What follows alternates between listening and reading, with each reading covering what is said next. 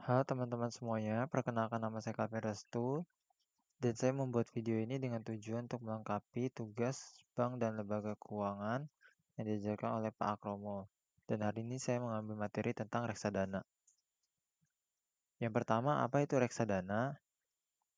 Reksadana adalah salah satu alternatif investasi bagi masyarakat pemodal, khususnya pemodal kecil dan pemodal yang tidak memiliki banyak waktu dan keahlian untuk menghitung risiko atas investasi mereka.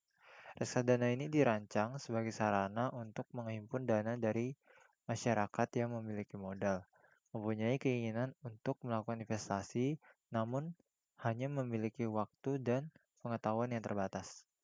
Reksadana diartikan sebagai wadah yang dipergunakan untuk menghimpun dana dari masyarakat pemodal untuk selanjutnya diinvestasikan dalam portofolio efek oleh manajer investasi. Berikut ini adalah ilustrasi dari arti reksadana tersebut. Di sini dapat kita lihat bahwa sekumpulan pemodal yang memiliki dana investasi untuk diinvestasikan, namun memiliki waktu dan pengetahuan yang terbatas sehingga mereka mempercayakan kepada manajer investasi untuk dijadikan portofolio efek. Selanjutnya, apa aja sih pilihan reksadana dan jenis-jenisnya di pasar? Yang pertama ada reksadana pasar uang. Reksadana pasar uang adalah jenis reksadana yang melakukan investasi pada jenis instrumen pasar uang dengan masa jatuh tempo kurang dari 1 tahun, sehingga para investor yang berinvestasi di reksadana pasar uang tidak memerlukan waktu yang lama untuk bisa mencairkan dananya ataupun memperoleh keuntungan. Lalu, instrumen investasinya dapat berupa time deposit atau deposito berjangka, sertifikat of deposit atau sertifikat deposito, sertifikat Bank Indonesia atau SBI, dan surat berharga pasar uang atau SBPU dan sebagainya. Tujuan dari reksadana pasar uang ini sendiri adalah untuk menjaga likuiditas dan pemeliharaan modal, dan reksadana ini memiliki risiko yang relatif lebih kecil dibandingkan reksadana yang lainnya. Selanjutnya, reksadana kedua ada reksadana pendapatan tetap. Reksadana pendapatan tetap ini adalah jenis reksadana yang menginvestasikan sekurang-kurangnya 80% dari investasi atau aktiva yang dimiliki untuk menjadi obligasi. Dan sisa 20%-nya itu akan disalurkan ke pasar uang. Dan untuk reksadana ini cocok untuk para pemodal yang memiliki tujuan jangka pendek sampai dengan menengah, antara 1 sampai 3 tahun. Dan reksadana ini cocok untuk profil konservatif, yaitu di mana profil konservatif ini mengutamakan pendapatan tetap dan menjaga keamanan modal. Selanjutnya yang ketiga ada reksadana campuran. Reksadana campuran ini adalah jenis reksadana yang mengalokasikan dana investasinya dalam portofolio yang bervariasi. Instrumen investasinya dapat berbentuk saham sekitar 79%, lalu dikombinasikan dengan obligasi dan pasar uang. Tujuan dari reksadana ini adalah pertumbuhan harga dan pendapatan. Reksadana ini juga memiliki tujuan jangka menengah antara 3 sampai 5 tahun. Lalu reksadana ini cocok untuk profil moderat dengan potensi tingkat pengembalian yang relatif lebih tinggi karena merupakan perpaduan antara dua macam reksadana sehingga memungkinkan mendapatkan profit yang lebih tinggi dibandingkan reksadana pendapatan. Dan yang terakhir ada reksadana saham atau equity fund. Reksadana saham adalah jenis reksadana yang menginvestasikan sekurang-kurangnya 80% dari aktivanya dalam bentuk efek bersifat ekuitas atau saham. Tujuan reksadana saham adalah untuk pertumbuhan harga saham atau unit dalam jangka panjang, yaitu lebih dari 5 tahun. Reksadana ini memiliki risiko yang relatif lebih tinggi dari reksadana pasar uang dan reksadana pendapatan tetap, namun memiliki potensi tingkat pengembalian yang paling tinggi juga, dan reksadana ini cocok untuk profil agresif. Setelah kita selesai membahas jenis-jenis reksadana, mari kita simak apa sih manfaat dari reksadana itu. Yang pertama, dapat memperkecil risiko. Jadi pemodal walaupun tidak memiliki dana yang cukup besar, dapat melakukan diversifikasi investasi dalam efek, sehingga dapat memperkecil risiko. Sebagai contoh, seseorang pemodal dengan dana terbatas dapat memiliki portofolio obligasi yang tidak mungkin dilakukan jika tidak memiliki dana besar.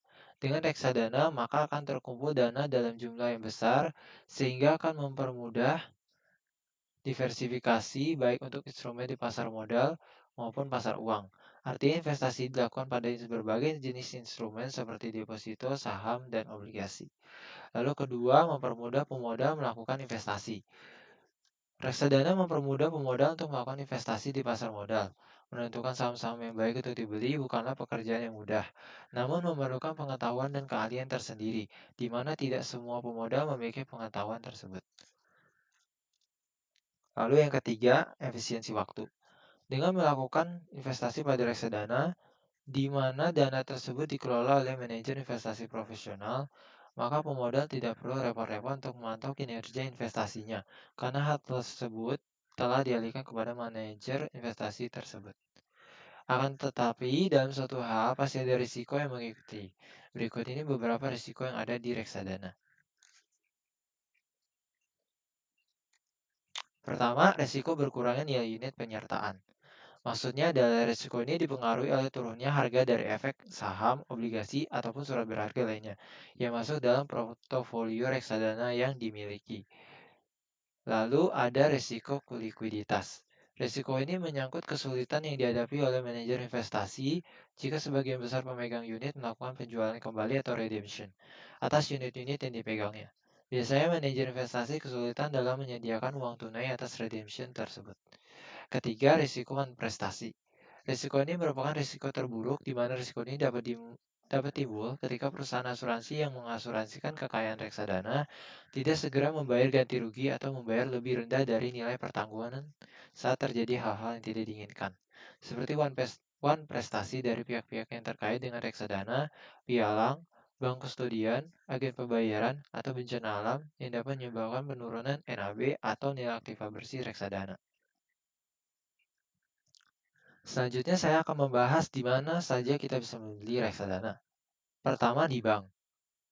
Bank bisa dianggap salah satu tempat beli reksadana terbaik. Bank-bank besar di Indonesia seperti BNI, BCA, SIM Niaga, hingga Danamon, dan Mandiri merupakan agen penjual reksadana atau APERD. Bahkan di beberapa di antaranya mempunyai anak perusahaan sendiri yang bergerak di bidang sekuritas dan manajer investasi. Seperti di BNI yang memiliki BNI Asset Management dan di Bank Mandiri dengan Mandiri Investasi. Dan untuk bertransaksi reksadana di bank terbilang aman dan kredibilitasnya tidak perlu diragukan lagi. Lalu setelah bisa membeli di perusahaan sekuritas. Dulu perusahaan sekuritas umumnya menjual saham. Seiring berjalannya waktu, ada juga beberapa perusahaan sekuritas yang menjual reksadana, antara lain Bahana, Dana Reksa atau yang sekarang BRI Dana Reksa, dan Trimegah. Namun harus diingat karena tidak semua perusahaan sekuritas adalah apert atau agen penjual reksadana. Kebanyakan perusahaan sekuritas tetap menjadi tempat jual beli saham dan obligasi. Untuk memutuskan beli reksadana di perusahaan sekuritas, pastikan perusahaan itu terpercaya dan sudah terdaftar OJK. Lalu selanjutnya kita bisa membeli di e-commerce dan vintage. Investasi reksadana di era digital bukan hanya terkait keamanan dan keuntungan. Lebih dari itu adalah kemudahan. Generasi milenial yang merupakan generasi digital yang mengharapkan segala hal mudah terutama lewat genggaman alias smartphone ataupun mobile. Maka kemudian seperti yang kita telah ketahui bersama, perusahaan e-commerce dan vintage berbasis platform aplikasi mobile bermunculan untuk memfasilitasi segala kebutuhan investasi generasi muda milenial. Dalam konteks investasi reksadana, perusahaan-perusahaan tersebut bisa dianggap sebagai apart online. Kiranya apart online ini yang paling relevan jika ingin investasi dengan mudah dan praktis kapan saja dan di mana saja. Cukup melalui download aplikasi via smartphone dan melakukan registrasi via smartphone. Jika ingin berniat investasi melalui apart online, yang harus dipastikan oleh para investor, terutama investor milenial, yaitu adalah aplikasi yang user friendly, lalu diawasi oleh OJK, dan juga investor oriented, yaitu aplikasi yang melayani segala kebutuhan investor. Setelah kita mengetahui di mana saja kita bisa membeli reksadana, selanjutnya mari kita simak tahapan-tahapan dalam membeli reksadana khususnya untuk pemula. Yang pertama adalah pilih platform sesuai kebutuhan.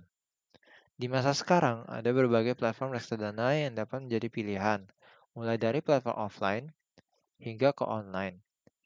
Tapi untuk para pemula, sangat disarankan untuk memulai investasi dan memilih platform reksadana online yang menjual reksadana dari berbagai manajer investasi, sehingga pilihan dapat lebih bervariasi. Contoh platform online yang banyak menjadi pilihan antara lain iPod, Bareksa, dan juga Bibit. Selanjutnya, melakukan registrasi sebagai investor. Cara selanjutnya adalah dengan mendaftarkan diri menjadi anggota pada platform reksadana yang menjadi pilihan. Bila memilih platform online, tentu tidak perlu repot-repot untuk datang ke kantornya dan cukup mengisi formulir online yang disesuaikan dengan identitas sebenarnya dan mengikuti alur pendaftaran yang runtut. Dalam hal ini saya mengambil contoh di aplikasi Bibit. Yang pertama yang dilakukan adalah dengan membuka aplikasi. Namun jika belum mempunyai, maka bisa di-download di App Store ataupun Play Store. Seperti ini contohnya. Lalu kedua, melakukan registrasi dan isi kuesioner. Setelah kita membuka aplikasi Bibit, maka kita akan mengklik register dan memasukkan tanggal lahir serta mengisi 6 kuesioner singkat dari Bibit untuk menyesuaikan profil dan tujuan investasi.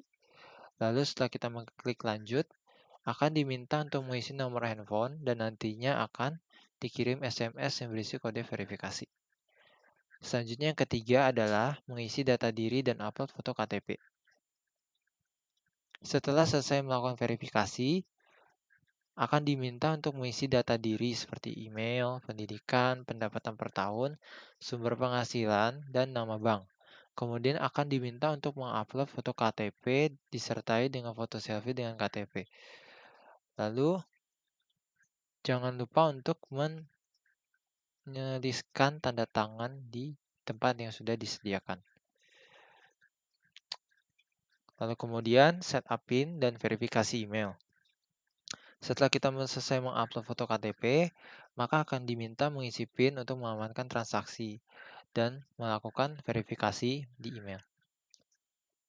Yang terakhir adalah menunggu proses registrasi. Setelah kita selesai diverifikasi oleh tim Bibit dan KSEI, maka proses registrasi akan selesai maksimal dalam 1 kali 24 jam. Setelah kita selesai melakukan registrasi sebagai investor, maka langkah selanjutnya adalah memilih reksadana. Kriteria pertama adalah memeriksa reputasi manajer investasi. Dengan cara memeriksa reputasi manajer investasi, kita dapat melihat track record dan juga apakah tata kelola dari manajer investasi tersebut baik atau tidak. Lalu selanjutnya tingkat return. Tingkat return ini tidak boleh hanya kita perhatikan dalam jangka pendek saja, namun kita juga harus memperhatikan untuk jangka panjangnya antara 5-10 tahun ke belakang. Apakah return yang didapatkan bagus apa tidak. Lalu selanjutnya ada tingkat resiko. Tingkat resiko ini bisa dilihat di mana semakin tinggi tingkat pendapatannya, maka semakin tinggi juga resiko yang akan kita dapat. Nah, untuk di aplikasi Bibit ini sendiri, untuk mengukur tingkat resiko, kita bisa menggunakan yang namanya Max Drawdown. Max Drawdown adalah penurunan maksimum suatu reksadana dari titik harga tertinggi ke titik harga terendah, sebelum harga tertinggi yang baru tercapai dalam suatu periode tertentu. Max Drawdown adalah indikator risiko penurunan dari suatu reksadana selama jangka waktu tertentu. Jika max drawdown suatu reksadana adalah 10% dalam setahun, maka artinya reksadana tersebut pernah turun paling besar 10% dari titik tertingginya 1 tahun terakhir. Lalu selanjutnya ada dana kelolaan atau AUM. Dana kelolaan atau yang sering disebut dengan AUM atau Asset Under Management adalah dana yang dikelola oleh reksadana tersebut. Dana kelolaan bisa digunakan untuk mengukur seberapa besar reksadana ini dipercaya oleh investor. Semakin besar dana kelolaan reksadana, maka semakin tinggi juga tingkat kepercayaan investor terhadap kualitas manajer investasi reksadana tersebut. Selanjutnya, yang terakhir adalah expense ratio. Expense ratio mengukur seberapa besar biaya yang dikeluarkan untuk mengelola reksadana, manajemen fees, biaya kustodian, dan biaya trading, serta biaya marketing, yang merupakan bagian dari expense ratio. Lebih kecil lagi, expense ratio itu mencerminkan kepiawaian manajer investasi dalam mengelola reksadana untuk investornya secara efisien. Selanjutnya, tahapan membeli reksadana. Di Bibit, tahapan membeli reksadana yang pertama kali adalah memilih investasi sekarang. Lalu selanjutnya kita masukkan nominal yang ingin kita masukkan sesuai dengan berapa jumlah kita ingin melakukan investasi. Lalu selanjutnya kita memilih metode pembayaran, bisa melalui manual, transfer, virtual account, link aja ataupun GoPay. Lalu selanjutnya kita tinggal mengklik bayar dan melakukan pembayaran. Untuk menjual reksadana, yang dapat kita lakukan adalah memilih portofolio yang ingin dijual, misalnya di pasar uang, atau di obligasi, atau di saham. Kita ada investasi, maka kita tinggal memilih kita ingin menjual yang mana. Lalu selanjutnya kita menentukan nominal, berapa persen dari investasi yang kita lakukan ingin kita cairkan atau ingin kita jual. Dan kemudian juga kita memilih sumber rekening dan ke rekening mana kita akan melakukan pencairan. Lalu selanjutnya kita memasukkan PIN untuk mengkonfirmasi bahwa kita akan menjual dan juga nanti akan dikenakan biaya transfer antar bank. Lalu setelah itu kita tinggal menunggu hasil penjualan untuk ditransferkan ke rekening kita atau disetorkan ke rekening kita. Sekian yang dapat saya sampaikan. Terima kasih atas perhatiannya dan mohon maaf bila ada kesalahan. Dan saya Calvin Restu undur diri dan terima kasih.